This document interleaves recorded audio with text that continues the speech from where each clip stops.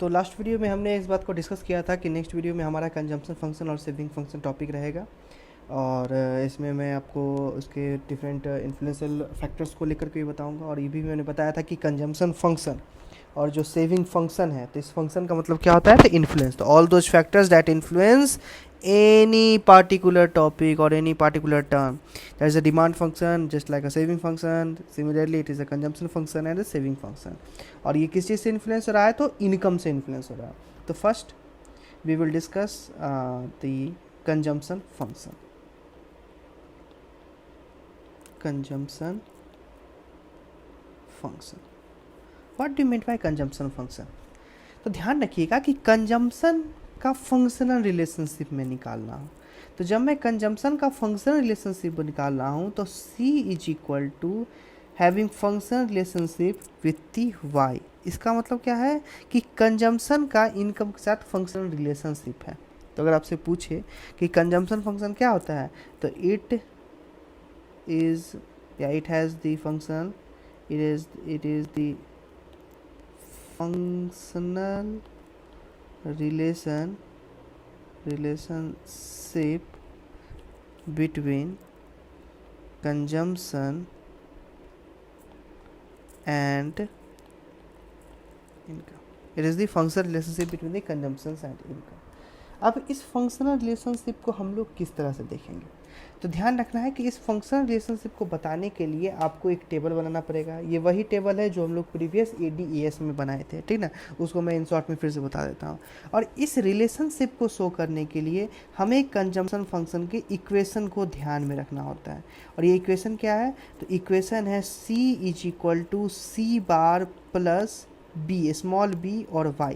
मैं सभी बताता हूँ, ये क्या है, ये आपका कंजम्पशन है, ठीक ना।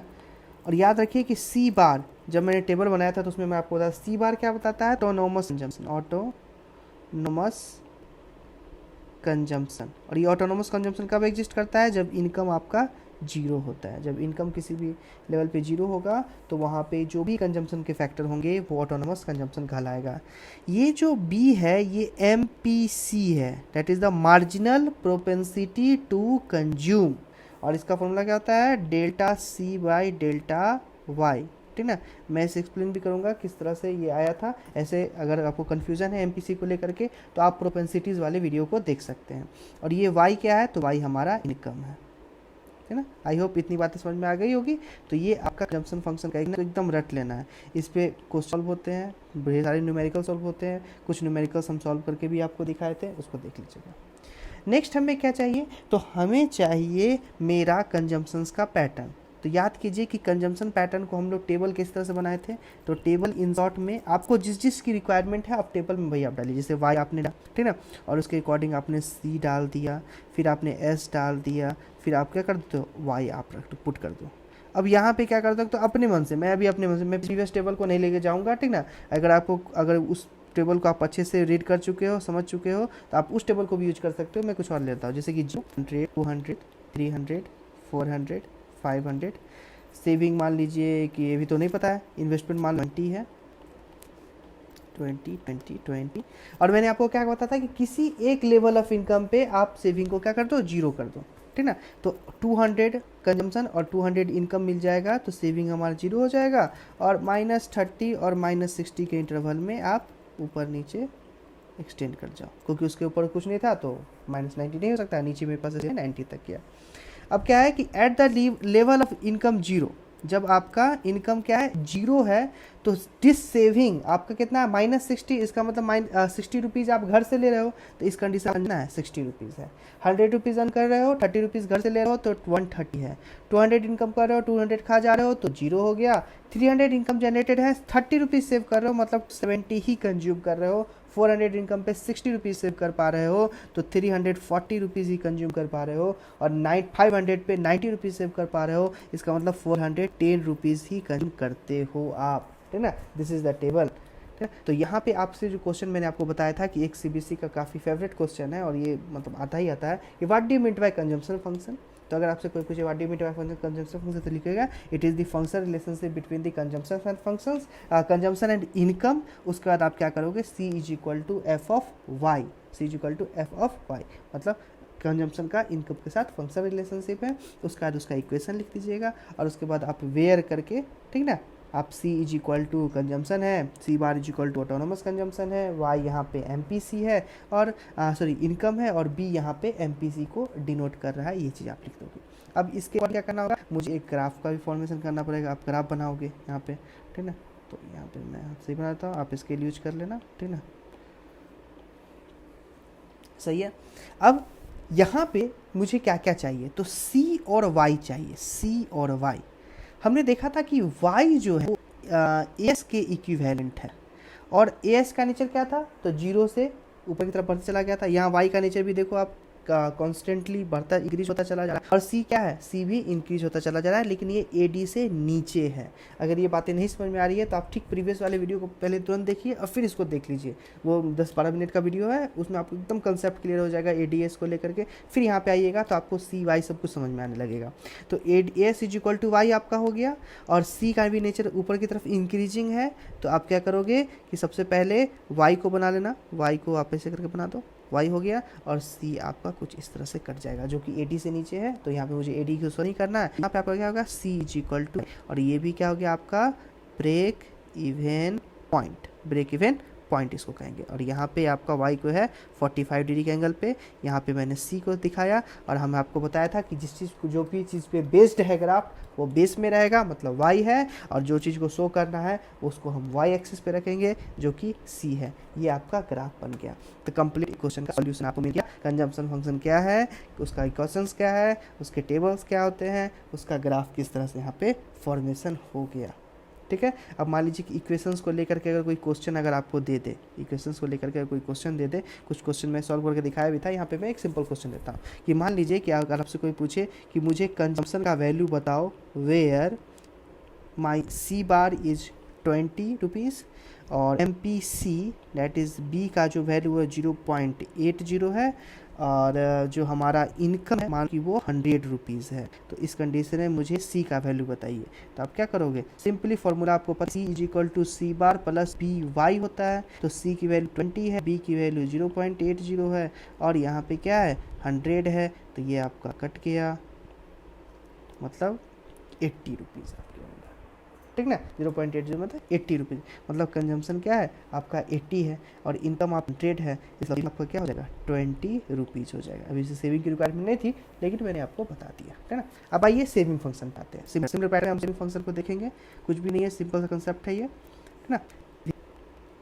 Function just like general function, saving function भी क्या है, तो सेविंग फंक्शन का सेविंग है उसके साथ है, y के साथ है, तो यहाँ भी क्या लिखोगे, is the functional relationship between saving and income। Saving और इनकम के बीच में क्या है, तो फंक्शनल रिलेशनशिप यहाँ पे आपको दिखा रहा है। और इसकी जो इसका देखिएगा यहाँ पे S इज इक्वल टू क्या हो जाएगा, S is equal to C bar तो है, लेकिन ध्यान रखिएगा यहाँ पे एक निगेटिव साइन भी रहेगा, ठीक है ना।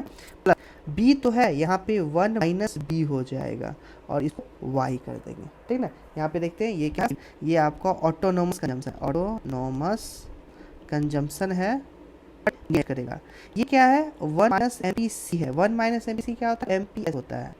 अब ये कैसे होता है मैं अभी थोड़ा देर में आपको बताता हूँ। और ये आपका इनकम है, ठीक है। इस इक्वेशंस को आपको ध्यान में रखना है कि S into C bar plus 1 minus BY होता है। टेबल हमारे पास ऑलरेडी बन रखा है, ठीक है, आप इसी टेबल का इस्तेमाल करोगे। अभी हम लोग थोड़ी देर पहले क्या किए थे, C और Y का इस्तेमाल किए थे, अभी हम लोग क्या करेंगे, S Y करेंगे और Y को यूज करेंगे। तो पहले हम लोग वहाँ पे बनाए शेड्यूल में और SI अप्रोच में कि S का जो नेचर है वो निगेटिव से शुरू हुआ है, S जो है वो निगेटिव से शुरू हुआ है, इसीलिए आपको Y के Y डैश एक्सिस पे भी जाना है और X के साथ पे भी आपको जाना है, ठीक है। इतना आप मिल गया, excuse me, X dash Y and this is the Y dash, ठीक है। और मुझे क्या है Y S और Y से जरूरत है, तो यहाँ पे आप क्या होगा S करके यहाँ पे S is equal to Y, ठीक ना। आपका सेविंग क्या हो गया, इनकम के पैरेलली इक्विवेलेंट आ गया, ठीक ना। तो उस कंडीशन में क्या है, आप यहाँ से इस चीज़ को भी आप ले सकते हैं, कहीं से कोई प्रॉब्लम नहीं होगा आपका। ये आपका टेबल है और उधर आपका ग्राफ है।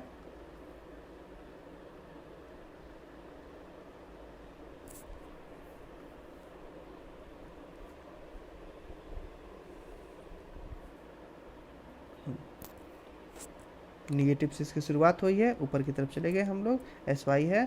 तो यहाँ पे आपका क्या हो जाएगा, ये जो पोर्शन है वो डिस सेविंग का है, आपकी क्या हो जाती है, सेविंग की शुरुआत हो जाती है। ठीक है, ये बात समझ। अब हम लोग क्या कर लेते हैं, एक क्वेश्चन भी देख लेते हैं सेविंग को लेकर के भी, ठीक ना। जैसे वहाँ पे देखते हैं, यहाँ पे मान लीजिए कि अगर आपको बोले कि सेविंग निकालना है आपको, ठीक ना, तो बहुत सारे तरीके से भी निकालने के। और स्पार्क जो वैल्यू दिया हुआ है वो मान लो 20 दिया हुआ है, और यहाँ पे वैल्यू 0.0 ही है। सिमिलर क्वेश्चन में ले लेता हूँ और आपका है वो। तो ध्यान रखने वाली बात क्या है यहाँ पे, ध्यान रखिएगा कि s is equal to -c bar plus 1 minus b y है। तो जो c की वैल्यू है वो 20 है, तो यहाँ पे -20 लिख दोगे। और ये MPC है, मतलब ये b दिया हुआ है, लेकिन यहाँ पे मुझे 1 माइनस b चाहिए, तो 1 माइनस 0.8 लिखेंगे, ठीक ना। 0.8 what happened with it into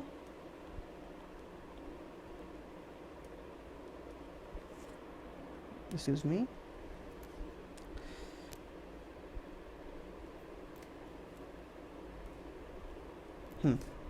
yes. तो यहाँ पे क्या हो जाएगा, -20 प्लस 100 -20 प्लस ये अगर यहाँ जाएगा तो 20, मतलब ये दोनों कट गया, मतलब क्या हो गया, यहाँ पे 0 हो गया। मतलब जो आपकी सेविंग की वैल्यू है वो 0 है। इट मीन्स इनकम जितना आप जनरेट कर रहे हो, कंजम्पशन भी हो जाएगा 100 ही है, क्योंकि y इज इक्वल टू सी होने पर ही s इज इक्वल टू 0 होता है। ध्यान रखिएगा, MCQ का भी क्वेश्चन है, ऐसे MCQ तो आ नहीं रहा है, लेकिन कभी भी आप कोई भी general competition CA CS CMA या फिर कोई भी जनरल कंपटीशन का एग्जामिनेशन दोगे तो वहाँ पे लिखा रहेगा कि अगर s इज इक्वल टू 0 है तो कंजम्पशन कितना होगा। तो s इज इक्वल टू अगर 0 है, MPC की वैल्यू अगर 0.80 दी हुई है, तो हमारा जो कंजम्पशन है वो इनकम के इक्विवेलेंट हो जाएगा। ठीक है, इतनी बातें आपको समझ में आ गई। तो ये आपका कंप्लीट सेविंग फंक्शन और कंजम्पशन फंक्शन का इक्वेशन है। एक चीज़ और कि जैसे कि मैंने यहाँ पे लिख दिया 1 माइनस बी MPS होता है, तो कैसे होता है, तो इस चीज़ को भी समझ लीजिए कि यहाँ पे हम लोग क्या देखेंगे, रिलेशनशिप देख लेते हैं कि relationship between APC and APS। एक ये रिलेशनशिप पहले समझते हैं, एवरेज पे देख लेते हैं, फिर हम लोग मार्जिन पे देख लेते हैं। तो we know y is equal to c plus s. अब क्या करना है, dividing both side by y से हमको क्या है, दोनों टाइप को डिवाइड कर देंगे, तो y by y is equal to c by y plus s by y. तो इस कंडीशन में ये दोनों कट गया, तो ये क्या हो गया, 1 equal to c by y को हम लोग क्या करते हैं, तो APC कहते हैं, पता है आपको फॉर्मूला। और s बाई वाई को क्या कहते हैं, APS कहते हैं। This is the average propensity to consume and average propensity to save. Always remember this point कि s इज इक्वल टू 1 होता है, इट मींस राइट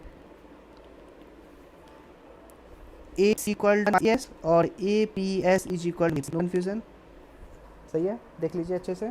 तब तक मैं दूसरी रिलेशनशिप हूँ। नेक्स्ट जो हमारा है वो मैं क्या कहता हूँ कि रिलेशनशिप बिटवीन MPC और MPS के बीच का relationship, marginal propensity to consume और मार्जिनल प्रोपेंसिटी टू सेव, जो अभी मैंने थोड़ा देर पहले उसको यूज भी किया था, ठीक ना। तो यहाँ पे क्या करना है कि मार्जिनल की वैल्यू क्या है, चेंज इन इनकम शो कर रहा है, यहाँ चेंज इन कंजम्पशन है, चेंज इन सेविंग है। तो delta y is equal to delta C plus delta S। Here similar pattern कुछ करेंगे, dividing both side by delta y से इसको दोनों साइड को डिवाइड कर देंगे, तो यहाँ पे क्या आ जाएगा आपका result, y is equal to delta C delta y plus delta S बटा डेल्टा y। तो ये दोनों क्या हो जाएगा, कट जाएगा 1, और we know delta C upon delta y क्या होता है, M P C, marginal propensity to consume, यहाँ पे क्या मार्जिनल प्रोपेंसिटी टू सेव। तो रिमेंबर दिस थिंग्स ऑल्सो कि एम पी एस जो होता है वो ऑलवेज इक्विवेलेंट टू 1 होगा। ये हम लोग एम पी सी की जगह 1 माइनस एम एस लिख सकते हैं, और एम की जगह पे हम लोग माइनस एम पी लिख सकते हैं। और यही चीज़ हमने क्या किया था में कि 1 माइनस एम पी सी, मतलब वहाँ पे जो 1 माइनस बी था और b क्या है, वो माइनस एम पी सी है, तो ये क्या हो जाएगा एम पी, इसको लिख दूंगा। आई होप इतनी बातें आपको समझ में आई होगी, ठीक ना। कोई भी कन्फ्यूजन, कोई भी डाउट हो कमेंट में टाइप कीजिए, ठीक ना, मैं उससे रिलेटेड वीडियोस आपको बना दूंगा।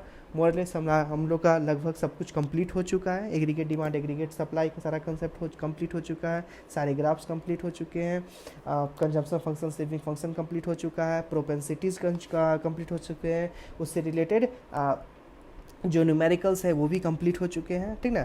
तो मुश्किल से आपको 1 आवर्स लगेंगे सारे वीडियोस को रिवाइज करने पे। 1.2x या 1.5x पे आप इसको देख लीजिएगा, और आपका पूरा का पूरा 2 चैप्टर अच्छे से कंप्लीट हो जाएगा। और अप्रॉक्स 8 to 9 नंबर्स, मतलब 10 मार्क्स के अकॉर्डिंग अप्रॉक्स आपका ये चीज़ कंप्लीट हो जाएगा, ठीक है। Hope you enjoy a lot, see you in the next video.